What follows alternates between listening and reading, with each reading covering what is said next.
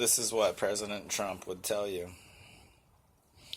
if his hands were handcuffed.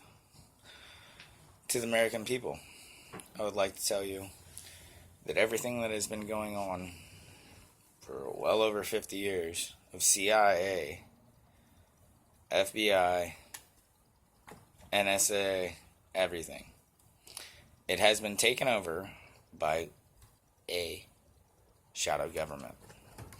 It has been literally taking over every aspect of your life since the assassination of John F. K. So, for this release of information, what I'd like to tell you is that everything that you've ever done, everything that you've ever said on the internet, it 100% is recorded. It is known to every person that wants to actually find it, that has the ability to find it. There is something that has gone completely wrong in our country and the people that we have allowed to run our country. Our founding fathers made our country what it was and why they gave us the rights that they gave us. More importantly, these are God-given rights. But the reason that the founding fathers put what they did into our Constitution was because they knew that a tyrannical government would come about, probably not even once or twice or who knows how many times, but they knew that it would come about. So they gave us our Bill of Rights, and they gave us every single right that we have. Most important right, freedom of speech. Our freedom of speech is what gives somebody the ability to actually go about and say, this is my thoughts about things, let me talk to you about it, and let's hear what you have to say. And then let's go over information and find out what is right. When you have the ability to do this, you can change the hearts and the minds of people with truth. But when you block this, and the only thing that you give people is repetition, repetition, repetition, repetition, with no facts, no truth, people will begin to believe the repetition. It doesn't matter how many times you hear something, you continue to hear it. You continue to hear it. I mean, you have people that, you call them a Nazi. Well, you can only call somebody a Nazi 100 or 1,000 times before they're like, man, dude, I know I'm not a Nazi. Why do these people think that? And either you become to be ashamed or you go, I don't give two shits. So here's a problem that we are dealing with in our country, is that we have let a shadow government come in and try to destroy our country. We have no problem with immigration. Immigration is one of the greatest keys that our country has, but it is legal immigration. It is immigration of people that want to come here. They want to come to our beautiful country, and they actually want to be a part of it. They want to come and say, I'm an American. I'm an American. I mean, you talk about Chinese people and Japanese people that have come here. They don't get rid of their last names, but they name their children American names for assimilation. And I know that sounds like a weird word. Trust me, that's what the other people really want.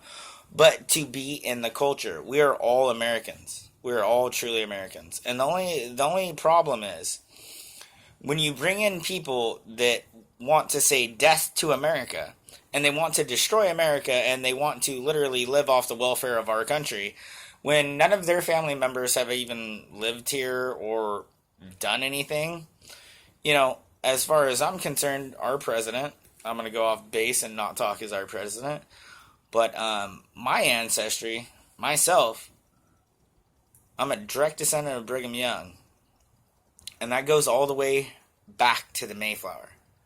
So either you can call me the biggest piece of crap in the world because supposedly I killed all the Indians, and I'm totally irritated about, you guys are completely on Columbus's ass that, oh my goodness, he came and killed all the American Indians.